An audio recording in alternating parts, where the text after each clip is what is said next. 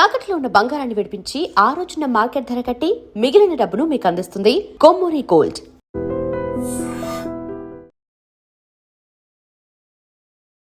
నమస్కారం, welcome to I dream. ధర్మ మార్గం విత్ విజిత కార్యక్రమానికి స్వాగతం.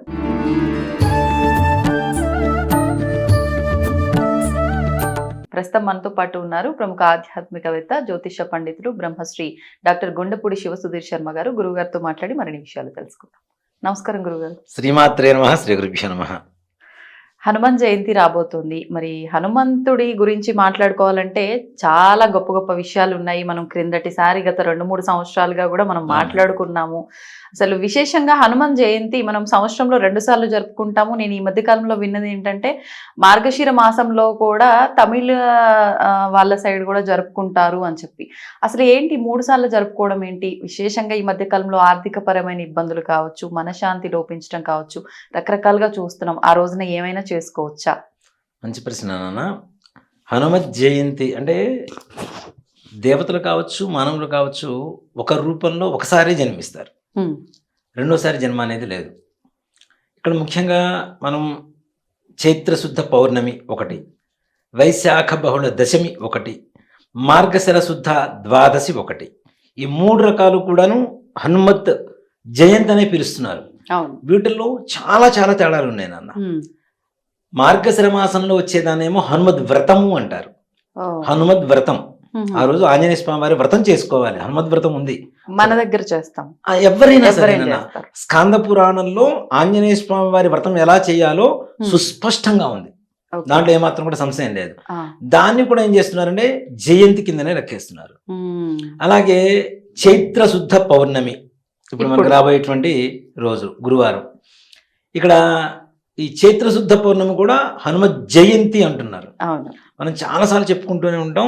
ఉత్తరాయణం, దక్షిణాయనం అంటే ఉత్తర భారతదేశం, దక్షిణ భారతదేశం. ఇక్కడ సౌరమానం ఒకటి, చాంద్రమానం అనేది ఒకటి. ఇక్కడ వాళ్ళకేంటి, ఏదైతే చీకటి మాసంగా ఉంటుందో మనకి అది వాళ్ళకి వెలుతురు మాసం, వాళ్ళకి ఏదైతే చీకటిగా ఉంటుందో అది మనకి వెలుతురు మాసం. ముఖ్యంగా అంటే మనం చంద్రుడిని ప్రధానంగా తీసుకుంటాం. మనం చూడండి, ప్రతి అమావాస్య నుంచి అమావాస్య ఒక నెల, తెలుగు నెల లెక్క వేసుకుంటాం. కానీ వాళ్ళకి పౌర్ణమి నుంచి పౌర్ణమి నెల, మధ్యలో అమావాస్య వస్తుంది వాళ్ళకి. మనకి మధ్యలో పౌర్ణమి వస్తుంది. మంత్ మిడిల్లో కరెక్ట్ గా ఫుల్ మూన్ డే అంటాం మనం పౌర్ణమి. కానీ వాళ్ళకి పౌర్ణమి నుంచి పౌర్ణమి నెల వేసుకున్నప్పుడు మధ్యలో అమావాస్య వస్తుంది కదా, ప్రారంభము ఎండింగ్. అక్కడ సూర్యుడిని ప్రధానంగా తీసుకుంటారు కాబట్టి అమావాస్యని పండగ చేస్తారు. మనం చంద్రుని ప్రధానంగా తీసుకుంటాం కాబట్టి పౌర్ణమి పండగ చేసుకోవడం అనేటువంటిది జరుగుతుంటుంది. ఇక్కడ మనకి ఆంజనేయ స్వామి వారి గురించి చెప్పాలి అంటే ఒక రోజంతా కూడా సరిపోతుందని చెప్తాం. సుందరకాండ మొత్తం ఆయన గురించే. ఇక్కడ సుందరకాండ పారాయణ చేసే వాళ్ళకు కూడా చాలా మంది ఏంటంటే సుందరకాండ చేస్తే మనకి పనులు అయిపోతాయి అనేటువంటి ఒక ధ్యేయంతో చేస్తారు. కానీ సుందరకాండ అనేది అసలు ఎందుకు వచ్చింది ఆ భాగం వరకు, ఇప్పుడు మనకి రామాయణంలో అనేక రకాలైనటువంటి కాండాలు ఉన్నాయి. యుద్ధకాండ అని, అయోధ్యకాండ అని, రామకాండ అని, ఇట్లా దీంట్లోనే సుందరకాండ అనేటువంటిది చాలా దివ్యమైనటువంటి ఒక భాగంగా తీసుకుంటాం. ఇక్కడ ఎందుకు వచ్చింది ఆ పేరు అంటే కూడా నాన్న, సుందరో సుందరో కపిహి. ఆంజనేయ స్వామి వారు చాలా అందంగా ఉన్నారట. సుందరో సుందరో వనః. సీతమ్మ వారు ఉన్నది ఎక్కడ? అశోకవనంలో. ఈ సుందరకాండ అంతా కూడా మనం చెప్పేది. వనం చాలా సుందరంగా ఉందిట. సుందరో సుందరో సీత. సీతాదేవి ఇంకా సుందరంగా ఉందిట. ఎన్ని సుందరాలు కలిసినాయి కాబట్టి దానికి సుందరకాండ అనేటువంటి పేరు పెట్టారు. అంతేకాకుండా సుందరకాండ మనం వాల్మీకి రామాయణంలో రచించబడింది నాన్న. చాలా మంది చెబుతారు అక్కడెక్కడో మనకి శ్రీలంకలో రావణాసురుడి దగ్గర జరిగింది, వాల్మీకి అక్కడికి వెళ్ళలేదు. మరి వాల్మీకి వెళ్లకుండా అక్కడ జరిగిన దాన్ని ఎలా రాశాడు? ఆంజనేయ స్వామి వారు చెప్పారా? చెప్పలేదు. మరి ఎలా రాశారు అంటే దీని కూడా చాలా దివ్యమైనటువంటి ఒక మాట వింటాను నేను రామాయణంలో. వాల్మీకి మనస్సు లంకకి వెళ్ళి చూసిచ్చి రాసిందిట. ఎంత గొప్ప పదం అసలు ఆ మాట కూడా. వాల్మీకి మనస్సు, హృదయం అక్కడికి వెళ్ళి ఆ కాండను మొత్తం చూసి అది రాశారట. అంత గొప్పది సుందరకాండ అనేటువంటిది. నిజంగా ఆంజనేయ స్వామి వారి బలం అతులిత బలధామం స్వర్ణశైలాభిదేహం. అసలు ఆయన బలానికి అంతు పంతు అంటూ ఎక్కడ లేదు. మాట చెప్పాలంటే చిన్న చిన్న రూపంలో సూక్ష్మ రూపంలో రాగలుగుతాడు. అలాగనే దేహాన్ని పెంచేసి ఎంత అంటే ఆకాశంతో స్వరూపంగా కూడా ఉండగలుగుతాడు. ప్రపంచంలో మనం అంటూ ఉంటాం మనస్సు కంటే వేగమైనది ఇంకేది లేదు అని. అంతకంటే వేగమైనది ఏదన్నా ఉంది అంటే ఆంజనేయ స్వామి వారి. అంటే ఇవన్నీ కూడా విద్యలా? అంతే కదా నాన్న. ఓకే. ఇవన్నీ ఆయనకి ఇక్కడ మనం రావణాసురుడు కూడా తక్కువ వేయడానికి లేదు నాన్న. అలాగే ఇక్కడ ముగ్గురు బ్రహ్మలు, ఒకటి బ్రహ్మ, రెండవది రావణ బ్రహ్మ, మూడవది ఆంజనేయ స్వామి వారి భవిష్యత్ బ్రహ్మ. ఇప్పుడు రాబోయే యుగానికి భవిష్యత్ బ్రహ్మ ఆయనే. ఈ ముగ్గురికి తెలిసినటువంటి కొన్ని రకాలైనటువంటి విద్యలు నవ వ్యాకరణములు అని చెప్పి 9 వ్యాకరణాలు ఉంటాయి. ఈ వ్యాకరణాలు ఇంకెవరు నేర్చుకోలేవు ఈ ముగ్గురు తప్పితే. బ్రహ్మ, భవిష్యత్ బ్రహ్మ, రావణ బ్రహ్మ, వీళ్ళ ముగ్గురికి మాత్రమే వచ్చు. అలాగే వీళ్ళకి మనం అష్టసిద్ధులు అని చెప్పి పేరు వింటూ ఉంటాం. అరిమ, గరిమ, లఖిమ, మహిమ, ప్రాప్తి, ఈసిత్వ, ఇట్లా సిద్ధులు వింటాం కదా. ఇలాంటి అష్టసిద్ధులు కూడా ఆంజనేయ స్వామి వారి వశమే. కాబట్టి ఆయన సూక్ష్మ రూపంగా కనపడగలుగుతాడు, దేహాన్ని పెంచగలుగుతాడు, కాయాన్ని పెంచి కనపడగలుగుతాడు. అందుకనే ఈ సిద్ధులన్నీ కూడాను రామకార్యానికి చాలా మంచిగా ఉపయోగపడ్డాయి. లంకకి వెళ్ళేటప్పుడు లంకని నోరు తెరుచుకొని ఆ లోపలికి వెళ్ళి బయటికి రావాలి. ఆ రూపంలో ఏం చేయాలి? ఆయన సూక్ష్మ రూపంలో లోపలికి వెళ్ళేసి బయటకు వచ్చేసాడు ఆయన. అవునా? అంటే ఇవన్నీ కూడా రామకార్యానికి చాలా ఉపయోగపడ్డాయి. అంతేకాకుండా నాన్న యుద్ధం జరిగేటప్పుడు కూడా అందరూ దాదాపు మూర్ఛిల్లి చనిపోయారు, కింద పడిపోయారు. ఆ సమయంలో సుగ్రీవుడి దగ్గరికి వెళ్ళాడు ఒక ఆయన, ఎవరు విభీషణుడు వెళ్ళాడు. వెళ్తే ఆయన అడిగిన మాట ఏంటంటే, అంటే ఎవరెవరు చనిపోయారని నేను చెప్తూ ఉంటే, ఇదంతా కాదు, ఆంజనేయ స్వామి వారు ఉన్నారా లేదా, ఆయన స్పృహతో ఉన్నారా లేదా అని అడిగాడు. అదేంటి అంటే, ఆయన ఒక్కడు ఉంటే చాలు యుద్ధం గెలవచ్చు, ఒక్కడు లేకపోతే యుద్ధం గెలవడం కష్టం. అంటే ఆయన ఎంత బలం అనేది చూడండి. అందులో ఆయనకు ఉండేటువంటి శాపం కూడా ఏంటి, ఆయన బలం ఆయనకి తెలియదు, ఎవరన్నా పొగిడితే మాత్రమే తెలుస్తుంటుంది ఆంజనేయ స్వామి వారికి. పొగిడితే మన కోరికలు నెరవేరుస్తాడు. అందుకని సుందరకాండ అనేది కూడా మనం ఆయన బలం గురించి మాట్లాడేది, మొత్తం సుందరకాండ మొత్తం కూడా ఆయన బలం గురించి మాట్లాడేటువంటిది. దాంట్లో ఒక శ్లోకం ఉంటుంది నాన్న, జయత్సది బలోరామో లక్ష్మణస్య మహాబలః రాజాజేతు సుగ్రీవో రాఘవేనాభిపాలితాః దాసోహం కౌసలేంద్రస్య రామస్య కృష్ణకర్మణః హనుమాన్ శత్రుసైన్యానాం నార్ అని చెప్పి ఒక శ్లోకం ఉంటుంది. ఈ శ్లోకాన్ని ఎవరైతే పఠిస్తారో వాళ్ళకి శత్రు బాధలు ఉండవు అని చెప్పి సుందరకాండ మొత్తం మీద, ఈ సుందరకాండ మొత్తం మీద ఒక్క శ్లోకానికి, ఇప్పుడు చెప్తున్నా కూడా నాకు కూడా గూస్ బంప్స్ వస్తుంటాయి ఆ శ్లోకం చదువుతూ ఉంటే.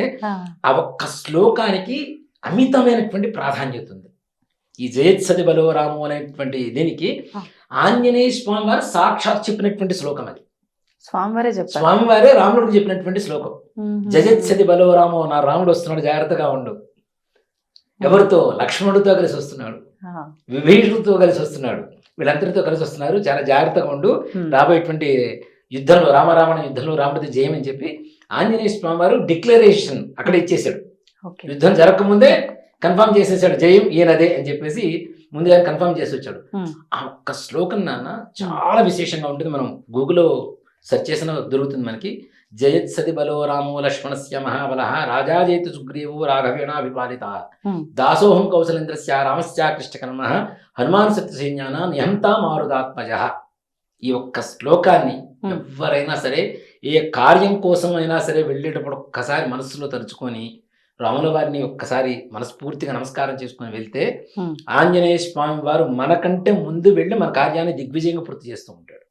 అంత గొప్ప శ్లోకం, అంత గొప్పది సుందరకాండ. ఇక్కడ హనుమ జయంతి విషయం గురించి తీసుకుంటే, సుందరకాండ అనేది ఎందుకు వచ్చింది అనేది చెప్తాం మీకు. ఇక్కడ చైత్రశుద్ధ పౌర్ణమి మంగళవారం రోజున సీతా అమ్మవారిని లంకలో ఆంజనేయ స్వామి వారు చూశారు మొట్టమొదటిసారి. ఆయన వెళ్ళింది అమ్మవారిని చూడడం కోసమే, అమ్మవారి జాడ తెలుసుకోవడం కోసమే వెళ్ళాడు ఆయన. అక్కడ చైత్రశుద్ధ పౌర్ణమి ఆయన చూసిన రోజు కూడా మంగళవారం అయింది కాబట్టి అది హనుమత్ విజయోత్సవం అవుతుంది కానీ జయంతి కాదు. హనుమత్ విజయోత్సవం, వెళ్ళిన కార్యం పూర్తి అయిపోయింది కదా, విజయం పొందారు కదా, కాబట్టి విజయోత్సవం అవుతుంది. అది హనుమ జయంతి కాదు. దాన్ని కూడా మన వాళ్ళు ఏం చేస్తున్నారంటే, ముఖ్యంగా మనది కాదు మనం నెత్తినేసుకోవడం మన తెలుగు వాళ్ళ మొట్టమొదటి లక్షణం. అన్నిట్లో అసలు మనది కాదే మనం నెత్తినేసుకుంటాం ఫస్ట్. అవునా? రాఖీ పండగ మంది కాదని చెప్తా, అట్లానే ఈ హోలీ పండగ మంది కాదని చెప్తా. అవును. ఇట్లా రకరకాల పండుగలు నార్త్ అంటే యూఆర్ ఆల్ ఇండియన్స్ ఆ. కాదని చెప్పి నార్త్ ఇండియా సౌత్ ఇండియా ఇది ఉంటుంది. కానీ నార్త్ ఇండియన్స్ మన సౌత్ ఇండియా పండుగలు ఏమైనా చేస్తారా? చెయ్యరు. అంటే వాళ్ళ ప్రాంతీయతని వాళ్ళు కాపాడుకుంటారు, అక్కడ ఆచారాలని వారు. చూడండి నాన్న, తమిళనాడు వెళ్ళండి, ఉమ్. ఎక్కడైనా మీకు వేరే భాషలో బోర్డు కనపడుతుందేమో చూడండి. అస్సలు కనపడదు. కనపడదు. వాళ్ళ తమిళ్లో మాత్రమే కనపడుతుంది. ఆ. వాళ్ళకి తెలుగు వచ్చినా తమిళ్లో మాత్రమే మాట్లాడతారు. ఉమ్. ప్రాంతీయ అభిమానం అనేటువంటిది అట్లా ఉండాలి. నిజంగా అది కరెక్ట్, వాళ్ళు చేసే తప్పు కూడా కాదు. ఉండాల్సిందే. అవును. మొన్న మధ్య కూడా అరుణాచలంలో తెలుగు బోర్డులు పెడుతున్నారని చెప్పి పెద్ద గొడవ చేశారు ఆ, కదా. అవును. తమిళనాడులో తెలుగు బోర్డులు పెట్టేసి ఇది చేస్తున్నారు అంటే తెలుగు కానీ వాళ్ళు- అంటే తప్పు అట్లా చేయడం కూడా. అది తప్పు. లాంగ్వేజ్ రాని వాళ్ళు అసలు ఏది ఏమనుకోవాలి ఇప్పుడు పాపం. నిజంగా ఓ మాట చెప్పారంటే యావత్ ప్రపంచంలో ఉమ్. టూరిజంలో అత్యధికంగా ధనాన్ని సంపాదనని ఇవ్వగలిగినటువంటి వాళ్ళు ఎవరు అంటే తెలుగు రాష్ట్రాల వాళ్ళని చెప్తాను నేను నిజం. ముఖ్యంగా. అంతేకాకుండా యావత్ ప్రపంచంలో ఏదన్నా గుడి కడితే మొట్టమొదటి కొబ్బరికాయ పగిలేది కూడా తెలుగు వాళ్ళ దగ్గర నుంచి. అవును. మొట్టమొదటి డొనేషన్ కూడా కూడా వాళ్ళ దగ్గర నుంచి వెళ్తుంది. ఎమోషనల్ గా చాలా. చాలా అంటే అవును. సెంటిమెంట్, ఆ, బాగా ఎమోషనల్ గా కనెక్ట్ అయిపోతాం దేవుడికి. అవును. భగవంతుడు అనేటువంటిది ఇంకోటి కూడా చూడండి నాన్న, అంటే మనం హిందూ సంప్రదాయం ఓకే, అందరం హిందువులమే భారతదేశంలో ఉండేవాళ్ళం. ఉమ్. కానీ మన తెలుగు సంప్రదాయాలే అతి ఎక్కువగా హిందూ సంప్రదాయానికి దగ్గరగా ఉంటాయి. అవును. మిగిలిన రాష్ట్రాల వాళ్ళ సంప్రదాయాలు అతి తక్కువగా ఉంటాయి హిందూ ధర్మానికి. అవును. మిగిలినవన్నీ కూడాను కేవలం తెలుగు రాష్ట్రాల్లో ఉండేటువంటి ధర్మాలు మన సంప్రదాయాలు మాత్రమే ఉమ్. హిందూ ధర్మానికి రిలేటెడ్ గా దగ్గరగా ఉంటూ ఇదే హిందూ ధర్మం అనుకునేంత స్వచ్ఛతగా ఉండేటువంటి లక్షణాలు. నిజమే. ఆలయాల విషయానికి వస్తే కూడా ఎంత చిన్న ఆలయంకి వెళ్ళినా ఒక మంచి వైబ్రేషన్ బాగుంటది. ఉంటుంది. అటు సైడ్ ఆలయాలకు వెళ్తే ఏదో కొంచెం తెచ్చి పెట్టుకున్న ఫీలింగే వస్తుంది. అసలు నీట్నెస్ ఉండదు. ఉండదు. ఇప్పుడు మనం చిన్న గుడి కట్టినా ఉమ్. చక్కగా శుభ్రంగా క్లీన్ చేసుకొని ఉంటుంది. కొబ్బరికాయ పుట్టినా కూడా ఆ నీళ్లు కింద పడితే తుడుచుతాం. ఆ, కొబ్బరి పీచు కూడా వేయడానికి ఒక పక్కన డస్ట్బిన్ ఉంటుంది. నిజంగా నాన్న, నేను ఇటీవల కాలంలో కామాఖ్య ఇవన్నీ నార్త్ తిరిగి వస్తున్నాను, అస్సలు నీట్నెస్ ఉండదు. ఉమ్. శక్తి కాబట్టి నమ్మి వెళ్తున్నాం మనం, అంతే అంతే. అంతేకాని నిజం గర్భాలయం కామాఖ్య ఉమ్. ఎన్ని కోట్ల రూపాయల సంపాదన వస్తుంది నాన్న అమ్మవారికి. నిజం.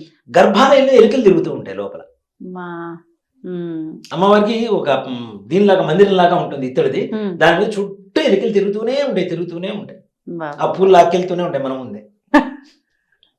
ఇంకా మనకు ప్రశాంతత ఏముంటది ఫస్ట్.